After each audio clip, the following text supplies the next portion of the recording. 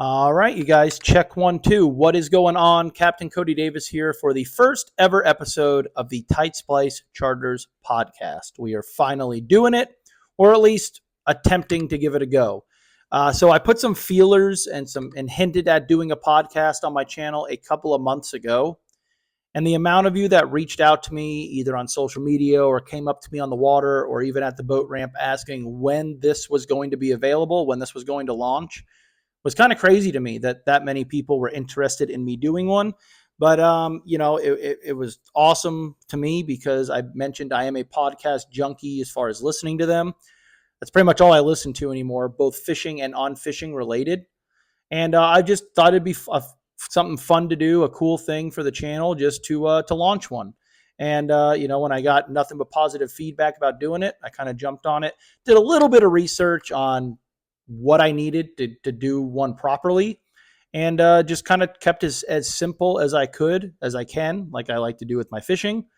And we're just going to roll with it and see where this thing goes. I have absolutely no agenda. I have nothing written down. I haven't planned anything. Literally here for this first episode, Breezy took off to the Georgia woods about 4 hours ago. She's going up there to hunt and stay through Thanksgiving. I had to work today, yesterday, and then I work tomorrow. And then I'm going to be fishing 2 tournaments, Saturday and Sunday. And then Monday morning, I wake up and I'm heading up to Georgia to hunt and be up there for Thanksgiving also. So literally, I just got home, ate something. I had an empty house, and I said, you know what? I don't need to plan anything. I don't want to plan anything. I'm just going to sit down and give this thing a shot. So here we go. And that's going to remain true for the entirety of this podcast, not just this episode, but all the future episodes to come. I want this to just be shooting the shit about fishing. I want it to just be real talk, non-planned, no agenda. Because I think that's how you get your best product, at least with me. I just want to talk about whatever comes to my mind and let it flow.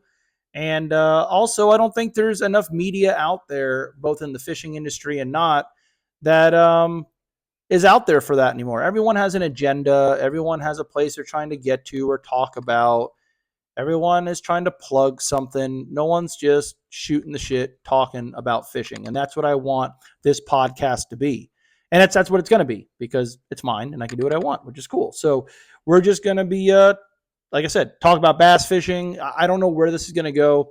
For those of you that don't know, I'm a native Floridian. I grew up on the coast, the east coast of Florida, where I did lots of offshore, inshore, saltwater fishing. But I was born into a bass fishing family, so I obviously did a lot of bass fishing and do now. And I'd say, I'm a full-time fishing guide, but I'd say 95% of my work is done on this big lake behind me, Lake Okeechobee. And that place is a job in itself, just keeping up with how that lake changes, how the fish change, where they move to. It's a chore in itself. I absolutely love it. I'm very fortunate and blessed that I get to make a living out there every day.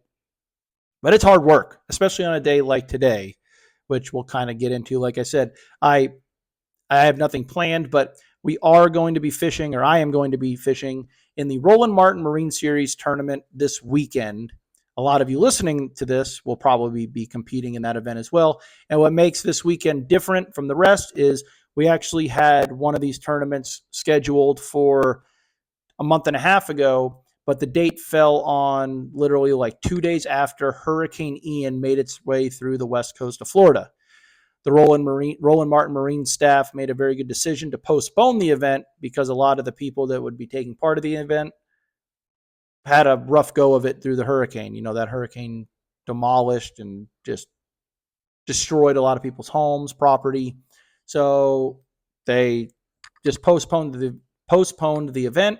And what they ended up doing was the event Saturday was already planned for the entire year. So they just put that postponed event on the Sunday behind it, which is cool. So we're used to fishing 2-day events a lot of times, but we're going to be fishing 2 big tournaments back to back, but they're going to be separate events, which is going to be very cool. It's got its positives and its negatives, which we'll probably talk about. But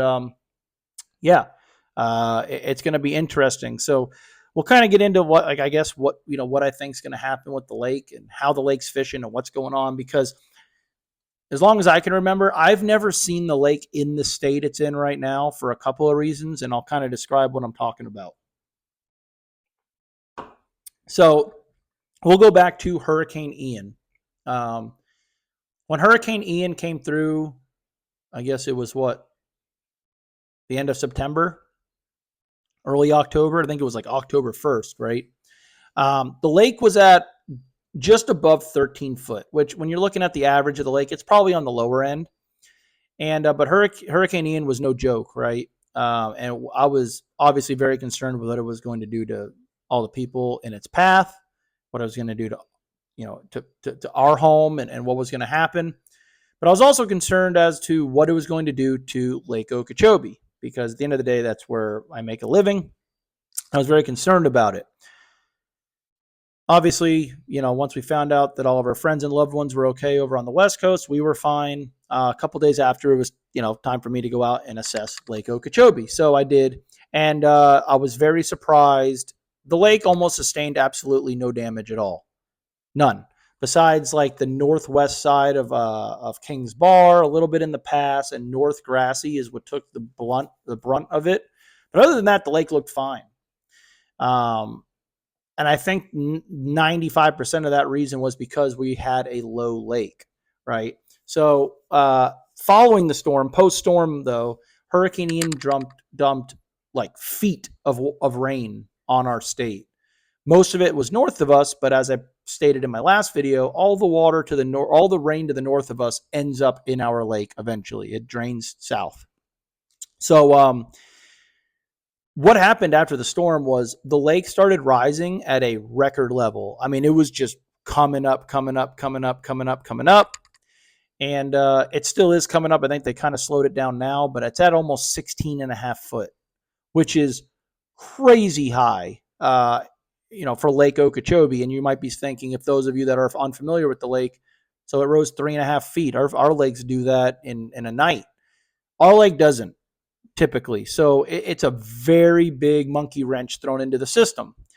So post-storm, I'll be the first to tell you guys that I struggled on this lake. I struggled the most and the hardest I've struggled on this lake since I started guiding on it, and for as long as I can remember. I couldn't do anything right out there. I lost a lot of confidence. It was very difficult. But I think it was difficult for a lot of people just because we all know Florida bass do not like change. And they were getting hit with a change. I mean, between cold fronts and water levels rising and things like that, it was a lot. And then, a funny thing happened. Like a lot of it was I couldn't get bit. I was fishing what I call red water. And for those of you that don't know, is, we have tannic water down here. It's like Coca-Cola colored, sweet tea colored water, or it'll get a little muddy. It'll get stained. But what we ran into after Hurricane Ian, where there was tons of red water. And what I mean by that is it's literally a tannic water, but it's got a deep ruby red tint to it. And the best way I see it is when I'm running on a plane, I'll turn around and look at my whitewash coming off the transom of my boat, and it'll literally look like blood, like red water in the sunlight. And I just don't like fishing that. I try to avoid it. I don't know I'm not a marine biologist. I don't really know what it consists of, but I believe it's low on oxygen. It's just a real tannic, stagnant water. But what happened was, after a while, because of the influx of new water coming into the lake, we were faced with, like, you couldn't avoid it. It was everywhere. And in the back of my mind, I just constantly felt like I was fishing unproductive water. You guys hear in my videos, I say bass fishing is 95% mental. And I really believe that. So I was almost my own worst enemy in that case, right? Like, I was fishing in areas, but probably wasn't fishing very efficiently. Probably wasn't fishing slow enough, because I was just like, these fish aren't going to eat. They don't like this water. They don't like this water. Whereas the whole lake was covered in it. And the fish have to survive. They have to eat to survive. They have to eat. And I didn't look at it that way. Fast forward like a weekend or two, there were actually two club tournament classics that happened on the lake. And most of the people that competed in it were from out of town. And the weights that were caught in them weren't great, but they were a hell of a lot better than I thought they'd be, and a hell of a lot better than our weights were from some of our local small tournaments, like some high 20 or mid 20 pound bags. And what it kind of taught me was these people are from out of state or out of town. They're coming to this lake. They don't know what the water did look like. They don't know what the areas did look like pre-storm, before the high water. They didn't know what the water exactly was supposed to look like. They just went fishing with an open mind. And a lot of people I talked to were saying they were catching 80 fish a day. Maybe they weren't the biggest, but they were getting plenty of bites. They were having fun. And it really dawned on me, like, man, if I were just to not let the water get to me and just fish, I would probably do better. And funny enough, after those tournaments left, I started catching more fish just because then I had confidence that the fish would feed in that red water because people caught them in it and they had to. So started kind of dialing, that in a little bit. And then last week we got hit with Hurricane Nicole, I believe its name was. It wasn't a bad storm. It was a category 1, but we're dealing with a 16-foot lake. So I was like, holy crap, man, like this lake is going to it's going to get abused. And to my surprise, it didn't. So the hurricane Nicole hit on a Wednesday afternoon. The last day on the lake, I was out there on Tuesday with a good customer of mine, and we were supposed to fish Tuesday, Wednesday. Well, I let them know that morning Wednesday probably wasn't going to happen. And at the end of the day, Tuesday probably shouldn't have happened because, guys, I was out there and like, shit, man. About noon, we had no business being on that lake. You have to respect Lake Okeechobee and what it's capable of, and I do. I definitely do. But it's crazy how fast things can go from okay to horrible on this place, and that's what we were dealt with. We ended up making a run, make it closer to the ramp. We ended up fishing in the Kissimmee River for the remainder of the day. And I'll be honest with you, when I got to the mouth of that river, I wasn't sure if we were going to make it in it. That's how nasty it was. So obviously we canceled the next day, and I had a trip the following day after that, which we canceled. And then the following day after that, I left and I went to Nashville, Tennessee for my father-in-law's birthday. We hung out there for 4 days. I came back, and the next day, which would have been 2 days ago on Tuesday, I said, I'm going fishing. I got to get out there. I got tournaments. I got trips. I got to figure out what's going on. So I get out there and I caught fish. Also, I should mention my tournament partner was out there the 2 days prior over the weekend, and he caught fish. We didn't light the world on fire, right? We didn't necessarily dial him in or figure him out, but we were getting bit. And it was a weird thing because we're in November, right? So Florida bass do not like cold fronts. So a cold front to us down here is like if the air temperature drops like 6 degrees. That's a front, and the fish will react accordingly, in my opinion. And I always say a front is a front in Florida. If the air temperature drops 20 degrees or if it drops 4 degrees, the bass are going to react the same at first. But the difference is how long they stay, shut down or in that cold post front mode. You know what I mean? So like if you get a severe cold front, it blows 40 out of the north, the air temperature goes from 80 to 42. That water temperature starts plummeting. It might be 2 or 3 or even 4 days before those fish start to, all reality feed up again, really start feeding and get active. Whereas if a front hits and the air temperature drops 5 degrees and the water temperature drops 4 degrees or 3 degrees, I feel like those fish are going to shut down. But by the end of that first day, they might go back to feeding again because it might get warm and things like that. So it might not be as long of a shutdown. You know what I'm saying? And but typically by mid-November, we would have had 4 fronts come through by now. They may not have been brutal fronts or, very strong ones, but we would have had some. And at the end of the day, we just really haven't had any. So I'm out there in the middle of November, and I think it's been like this, all year.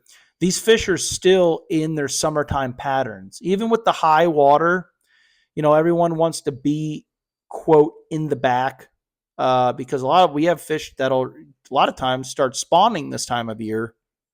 And I think we do have some fish on beds. There are some fish that were spawning, and there were some fish that were spawning 2 months ago that I know of. But I think the lake is just fishing crazy right now because there's so much water, right? So it's dispersing not only the fish, but the fishermen in the areas. And B, it's not like it's freezing cold, or it's not like the water temperature is down and the fish are coming in and getting in the back and getting in the mats and getting in the thick stuff. The water, as of 2 days ago, was 82 degrees. So you literally have, not only do you have the fish or the amount of water to disperse all of us, but you also have fish out here schooling, and you have fish all the way on the back hard line staging up under there under the mats and stuff. You have fish chasing bait in the boat lanes. You got fish trying to eat brim that are eating there's fish doing all kinds of different things, and it's dispersing us, and it's dispersing the fish. It's dispersing the fish, and it's also dispersing, or there's also a wide variety of fish doing different things, if that makes sense. So I'm really curious to see what these weights are in this tournament. Like I was talking to Kelly about it today. So 2 days ago, I went out, I practiced. It was a hot, no wind day, right? I'm fishing. I caught some fish. I figured some stuff out. I said, all right, I kind of had to make adjustments throughout the day, but I finally figured out a little deal. Yesterday, I had to take care of some things I didn't fish. This morning, I literally wake up to take my guide trip. I open my door to go out into my garage, and my garage door is quivering, shaking, and rattling. I open it, and it's 59 degrees with a straight stern northwest wind blowing 30 miles an hour. And I said, holy shit, things just got different. And they did. I fished today. I ran, a good customer of mine, we ran a lot of fuel out of my boat. We got beat the hell up on that lake. We tried 15 different spots. We tried 10 different techniques. And we caught some fish, and my customer was happy. And we caught some good fish. But there is no consistency, at least for me, as to what's going on. Now, there might be people out there. I shouldn't say there might be. There is somebody out there that has dialed something in and is making the proper adjustments with the weather change. But I'm very curious to see what this is going to do, because it's supposed to blow this weekend also, right? So with high water, what that typically means is anglers can spread out in an area. So you take an area in the lake, and I'm not going to name names of areas, but like 2 months ago, there were areas in the lake that had lots of fish, but the spot within the spot where you want it to be might have been, a quarter or half an acre. So not only do you have really low water, but like the juice within the spot was a very small area that could only hold a boat or two properly, right? Whereas now the water is so high that anglers can, I feel like A, you can get more boats into a given area, and B, there's more water, so there's going to be more areas for the fish to be. So instead of them being condensed, I feel like they're going to be obviously more spread out. There's going to be a lot more, there's going to be more spots within the spots, if that makes sense. But the other thing you got to take into consideration, which we dealt with today, and this goes back to these people that need to listen to this about the lake being low. High water seems great and cool, and you can run wherever you want, but you got to remember, when there's this much water in the lake, it does not take much wind to create waves, swells, chop on the water.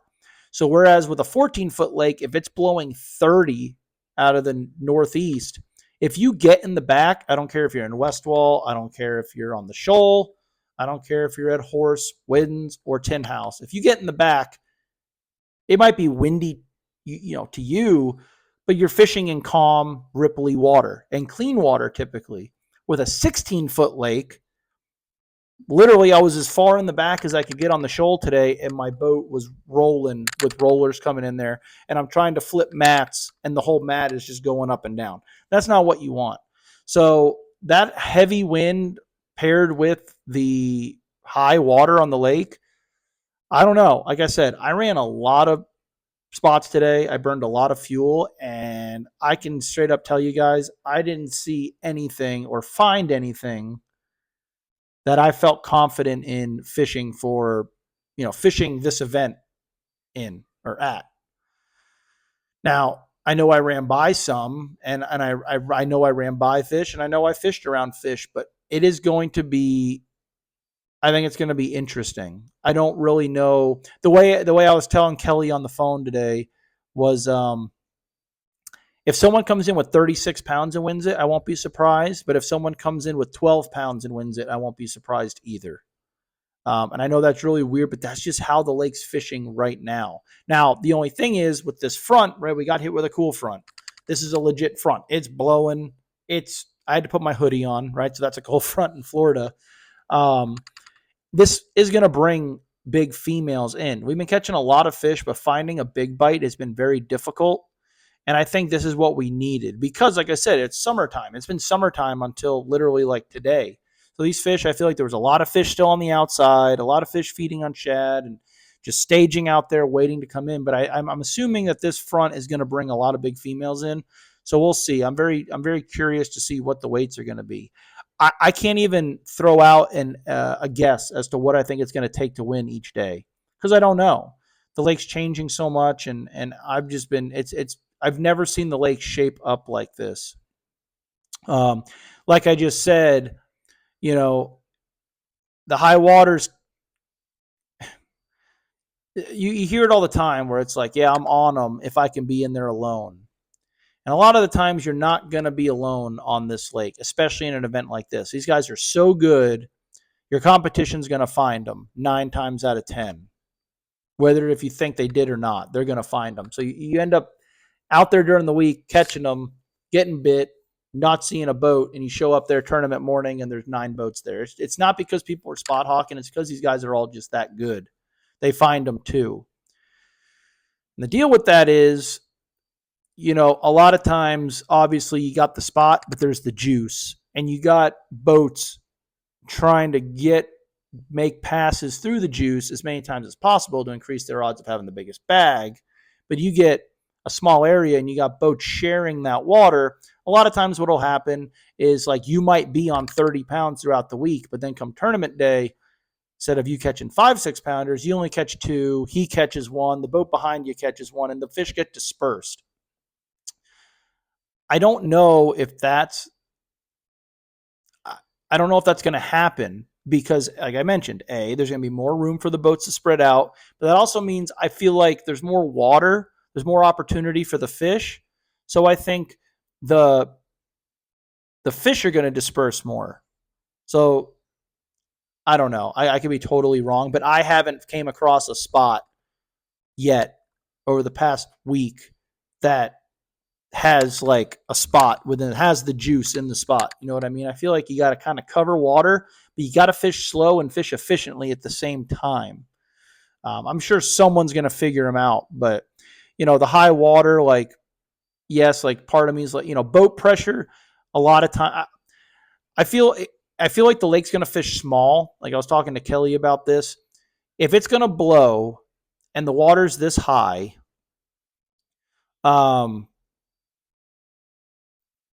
I think a lot of people aren't going to fish where they want or where they're going to want to. They're going to fish where they can, which means they're going to fish where Mother Nature allows them to. So they're going to try and tuck out of the wind and get in the clean water and be protected. And I think the way the lake is right now, anywhere where you have that, there's going to be a crowd of people, which could shut the fish down. But at the same time, I say it all the time, I don't know how much boat pressure really affects these fish. I know it doesn't help, but at the same time, I don't know if it's a game changer or, just a complete negative. And I tell this story all the time. I can remember an event me and Breezy fished. So it was a fast break 2-day event. And this was a couple of years ago. I don't remember what the lake level was, but I know it was in May.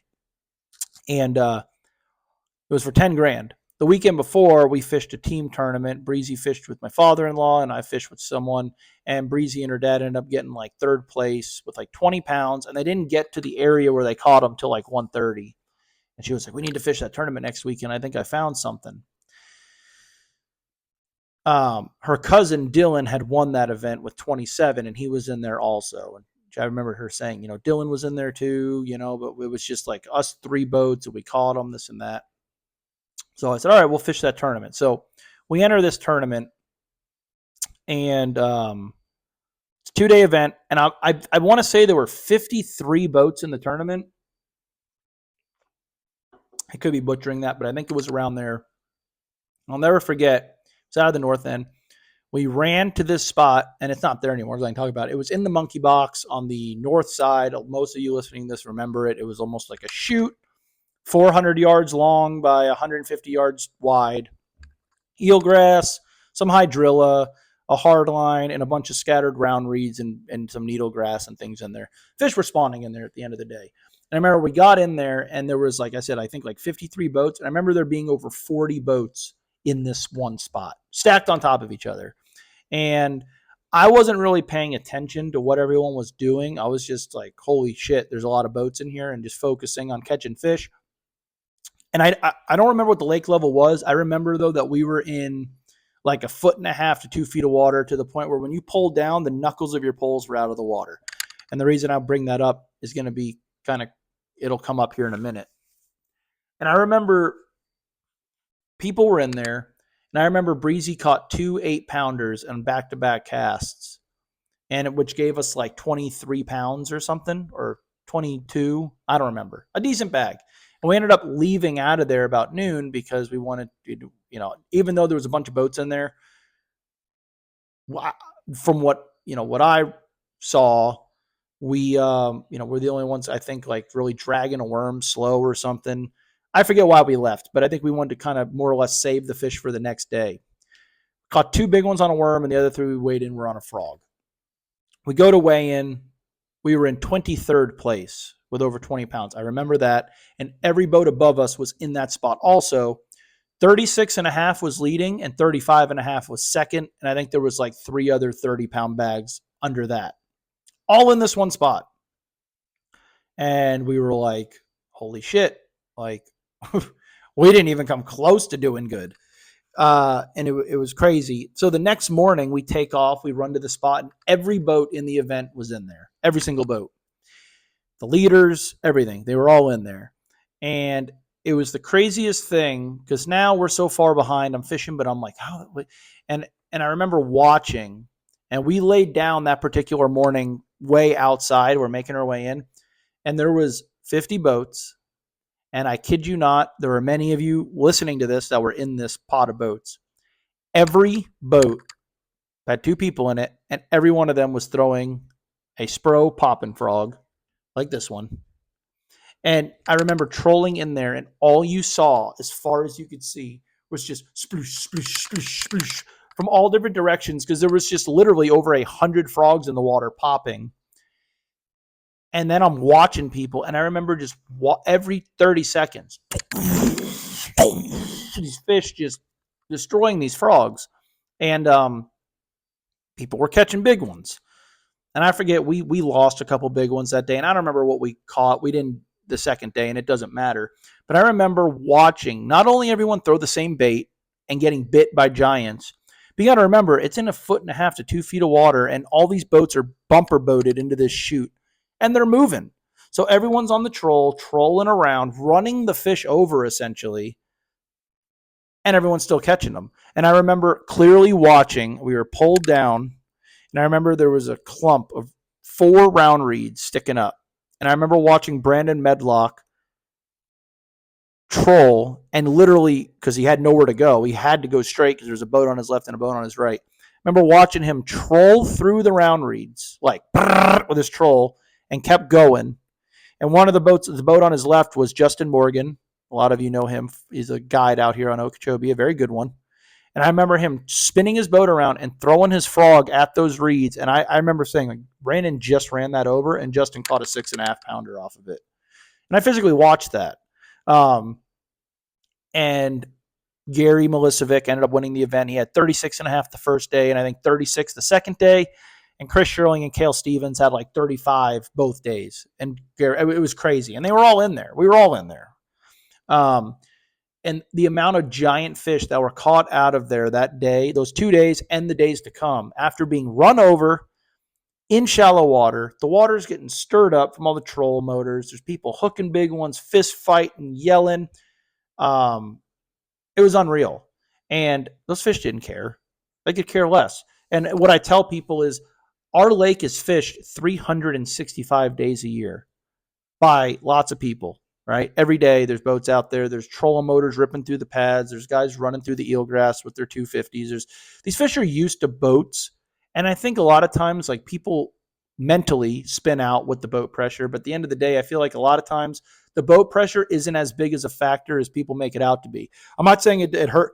I'm not saying it helps. I'm not saying it isn't a bad thing, because it is. They obviously bite better with no boats in there, but it's not a deal breaker. So it's one of them things, like, I don't even remember how I got on that, but I'm very curious, like, now that everyone can spread out a little bit more, but are they still going to, or are the fish going to spread out, or are you still going to find it where first, second, and third are in like a clump within a spot? There might be 40 boats around them, but first, second, and third can throw in each other's boats. That's how it's been. And that's how Lake Okeechobee tends to fish, but I don't know if it's going to fish like that this time. And even they'll tell you that tournament I just talked about, yes, there was a lot of giant fish caught throughout there, but there was, again, a spot within a spot. There was a hard line that people were fighting over. And that was where the majority of those giants, well, A, that's where they were being caught, but B, they were also dumping in under that hard line. And if you were the one on the hard line, you were the first one to get a shot at them. And that was kind of the juice. So I don't know. I mean, I'm very curious to see what's going to happen, because there's going to be spots where you could really spread out. There's going to be spots that you would think you could typically spread out, but because of the rough weather and everything, people are going to be on top of each other. It's going to divide fish up. I don't know. I'm really curious to see what it takes to win this weekend. So we'll see about that. Hopefully me and Kelly can pull it off. I got to work in the morning. I got a customer that knows how to fish, so maybe I can figure something out with him, because we got to find something, because right now I am not on the winning anything. But we'll see what happens with that. I was going to mention something else. There was something else I was going to go with there, but I can't remember what it was. But anyway, that's about it. I mean, the lake is, it's fishing tough, guys, but I think every front is actually going to make it better, because it's going to just keep bringing fish in. 80-degree water, 82, 83-degree water, and 90-degree air temp in the middle of November is not a common thing, especially that and also with a 16-foot lake. It's something the fish haven't seen in a long time, so I think they're just out of whack at the end of the day. I think they're doing some different stuff, so we'll see what happens there.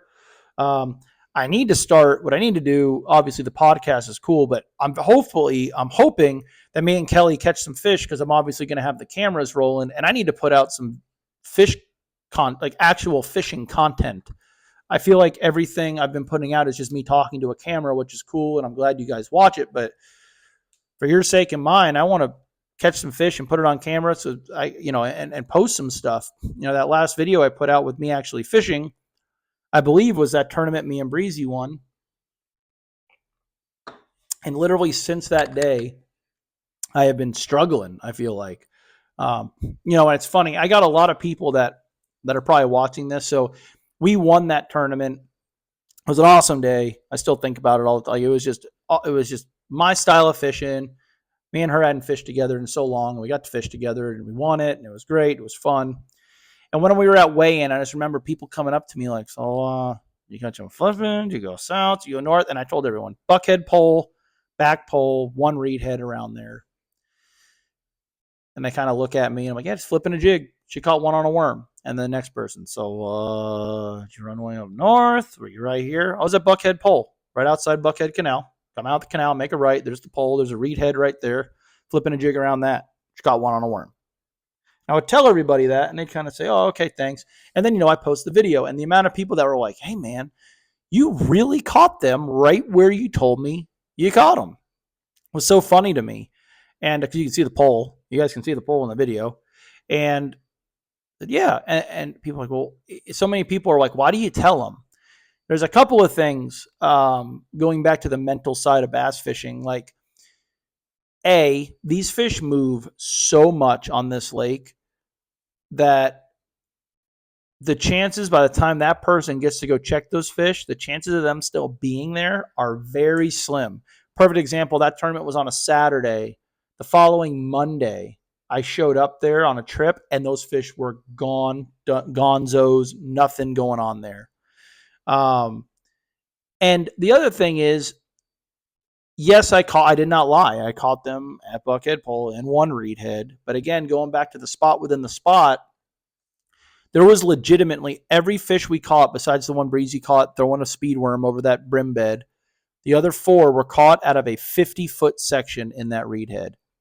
And what a lot of people don't know is, so the weekend before, I ended up getting second with a good buddy of mine in a tournament. We caught our 2 big fish out of that section, flipping the reeds, got in that section, boom, boom, a 5 and a 4 pounder, ran back to weigh in, got second. A few days later, I'm out there pre-fishing for this event, and the sun was up, middle of the day, and I'm going down. I get to that section, and A, I caught a 5 pounder out of it, but B, I look in the reeds, and literally just for whatever reason, right in there, there's just a giant brim bed in the reed heads, in the reed head, and I could see the brim in there, and I can actually physically see the bass like swimming around in there. So I was like, all right, well, I can, at least I know they're in here. I didn't get any more bites after that, but I had confidence. If I sit here and just keep flipping it, I'll catch them. So the tournament day when we got up there, I caught that 7. That big one was the first fish. And then, I knew where the juice was. And literally, I'd give it a break. I'd go through, I'd flip it, boom, catch one. And it wouldn't, I'd usually wait like 30 minutes before I'd roll back through there, and I'd flip in there and catch another one. And at the end of the day, I dialed those fish in. No one gave me those fish. No one hinted those fish to me. It was things that I dialed in. I picked up on little nuances, little details like that, or what gave me the confidence to put that jig right there, fish that reed head that way, and get the bites on my own. And it was one of those things where there could have been 20 boats in there. I would have had confidence going right behind them and getting bit. Because, again, mentally, I knew I had myself figured them out. And in my head, I just tell myself they don't know what I know, right? And the people I was telling about those fish, they didn't figure that out. So they would go there and just say, all right, well, here's a reed head next to the buckhead pole. And A, they might not be flipping the right one. There's 100 of them there. But B, even if they found the right one, they might, they might not fish the juice of the spot the right way, or they might not fish it at all. And then at the end of the day, by the time they get there, like I said, the fish might not be there. They constantly move, and it's a rule that I learned that you cannot catch somebody else's fish. And I learned that, everyone fishes different. Things that look great to me are going to look horrible to you, and vice versa. And I ran into that all the time back in the day. Like, Breezy and her dad would give me spots to go fish. And I remember rolling into spots before, being like, what is this? Like, why are you fishing in here? Actually, and I swear this is not staged. I promise you. But this plaque right here, okay, I lied. It's not. There's another one up there. But Breezy got second. So all right, and this is a true story. She got second in an ABA, and 2 weeks later got second in a BFL out of this spot. And story time here on the podcast. So I was fishing with a buddy of mine in a Bass Busters event, and Breezy was fishing an ABA. She was fishing out of the north end. We fished out of Clewiston. She crosses the lake. We end up kind of in the same area. And back when the hayfield was there in South Bay, there were 55 boats in Bass Busters and like 65 in the ABA. And Breezy crossed the lake to South Bay. And I remember I watched her roll in, and she catches like a 5-pounder, like right off the bat. I was like, oh shit, she got a good one, good deal. And obviously, we can't text, can't talk, can't do anything like that because she's in an event, fishing by herself. She doesn't have a co-angler.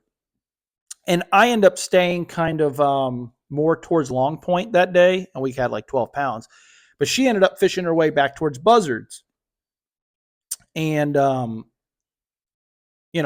of the day, we go weigh our fish in. I'm eating at the tiki bar, waiting on her to tell me how she did. And she texts me and she calls me. I got second.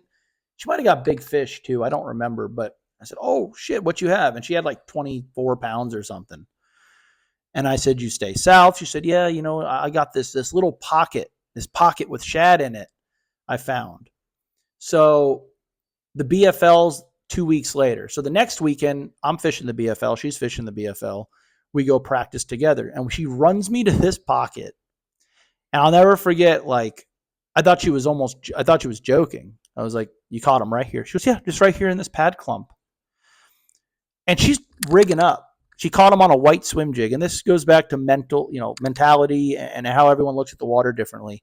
I had a white swim jig tied on, and it just looked like the worst spot on Lake Okeechobee to me. And I throw the this is a true story. I throw the white swim jig in there. I said, just reel it through the pad. She goes, yep, reel it through the pads, no bite. I throw it out there. I'm feathering it. I reel it, no bite. I take a white Big Easy. I throw it through there, no bite. She's tying her jig on, puts a trailer on. She picked the poles up. She kind of makes the room. She throws the white swim jig one time, catches a 6.5. First cast. And I was like, I would never in my million years think there was a bass within 20 miles of this spot. It just looked like shit, man. And but she ended up in there. She got those bites. She figured it out. She watched the fish come out of there, and it just she dialed it in. She figured it out. And she had confidence in there.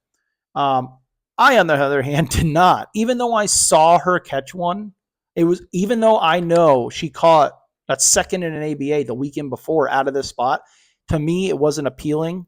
I didn't like it. I didn't have confidence in it. That's why I didn't fish it thoroughly, and that's why I didn't really catch fish in there.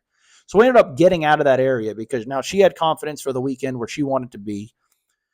And I remember I ended up going it was probably about 300 yards outside of there, and we caught some fish in an area that I thought looked good. So, and the following weekend, she ended up getting second, and I ended up getting fourth. And what was crazy was I could see her in the back, like where I was. I could look back and see her. So I was close enough I could see her, and she could see me.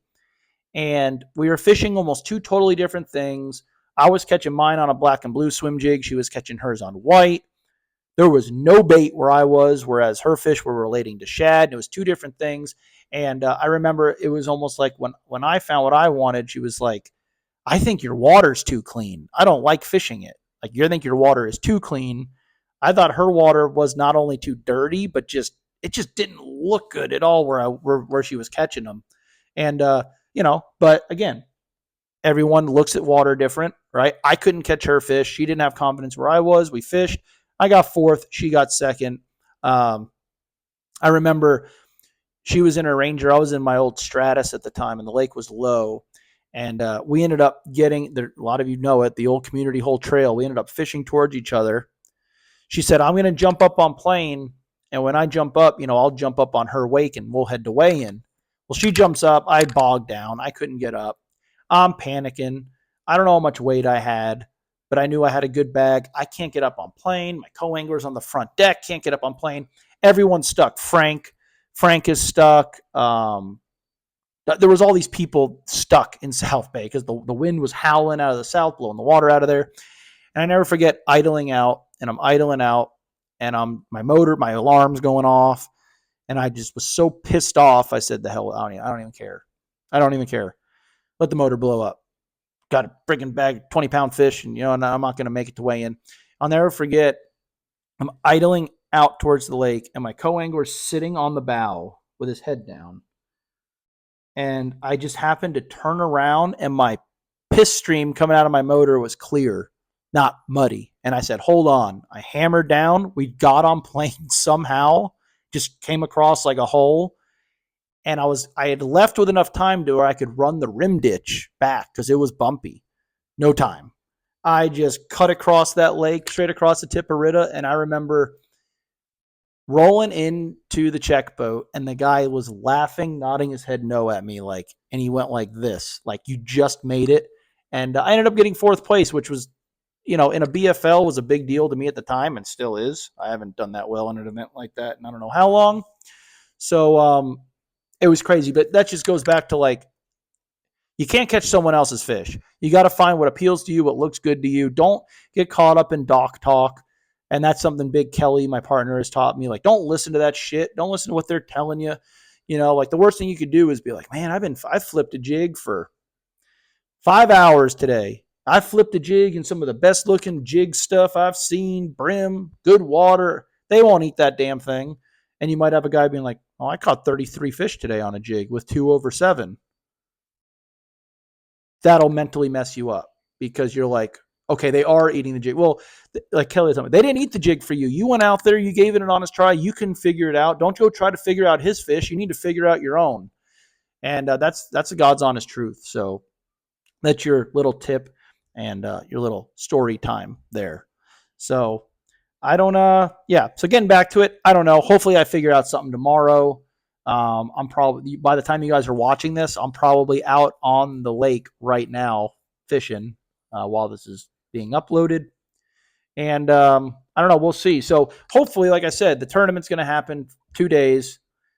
And hopefully we catch something worth a shit where I can upload some fishing content. And then, we'll go from there. I don't know what my schedule is going to be for the podcast because here's the deal. I said I don't have plans for it, and I don't, but I kind of do. I like doing it this way, just talking. But I want to have some guests on.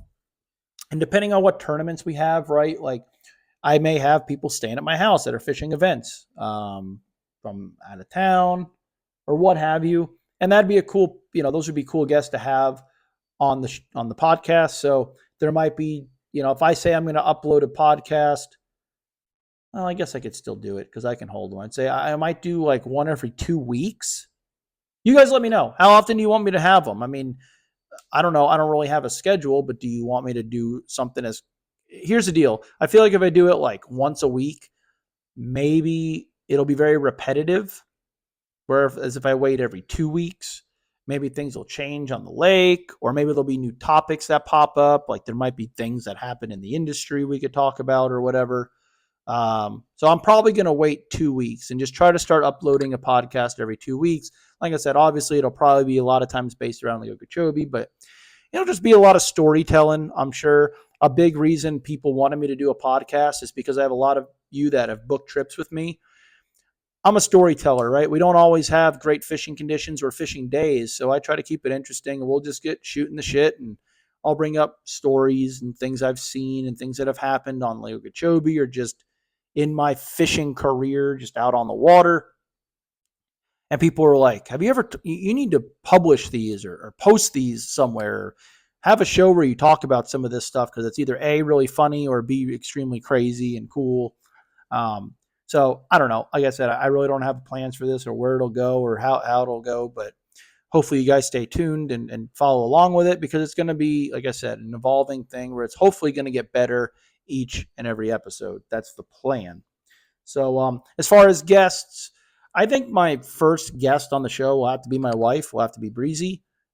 Whether she's up to it or not, she hates being in front of a camera, but I'm probably going to make her because, one, she's my wife, so I think she's pretty damn cool. But two, she has a lot of history on Lake Okeechobee. She has a lot of insight and has seen things that me nor a lot of you have seen or witnessed or taken part of, both A, just being on the lake for a long time and seeing how it's developed and, how a lot of areas have gone away, how a lot of areas have come back. And there's also some things, and I won't hint on it too much until she's on until we, have her on camera. But she fishes the lake in a very different way than pretty much anyone else out here. And she's fished the lake and seen things and taken part in bites that most of us probably there's a chance we may never see it again. Um, like multiple 30-pound bags in a single afternoon, schooling fish, like crazy crap like that. And I obviously bring it up, and she's got some cool stories and cool things to listen, talk about, and she's been doing it a long time. She's been out here longer than me at the end of the day. So probably have her on. I want to have a bunch of other local guides, local and non-local, people from the Kissimmee chain that I'm friends with, people from like the Harris chain of lakes, things like that. I definitely want to have some local guides from Okeechobee, but and then tournament anglers. My buddy Matt, Matt W Fishing. I plug his channel all the time. Might have him on to talk about his 4th place finish at Lake Gunnersville in the Toyota Series Championship and his Angler of the Year. I mean, he's the kid's on fire. He's doing great. I got to fish against him this weekend, unfortunately. So hopefully he slips up a little bit. Hopefully that 35 grand he won is feeling kind of cushy in his pocket. What do they say? It's hard to wake up and go to work when you're waking up in satin sheets or something. Hopefully he's feeling rich and doesn't go put the time in. But knowing him, he will, because he's overly obsessed with bass fishing. But just have people like that on, just to talk. And any questions or any topics you want me to touch on or go over, leave in the comments. Anyone you can think of you'd like me to have on, leave in the comments. I could try my best. Don't say Kevin Van Dam or someone or Greg Hackney that I have no way to get a hold of, because just don't do that, because I'm not going to be able to do it. I'm not some, big superstar yet. So that ain't going to happen. But I don't know.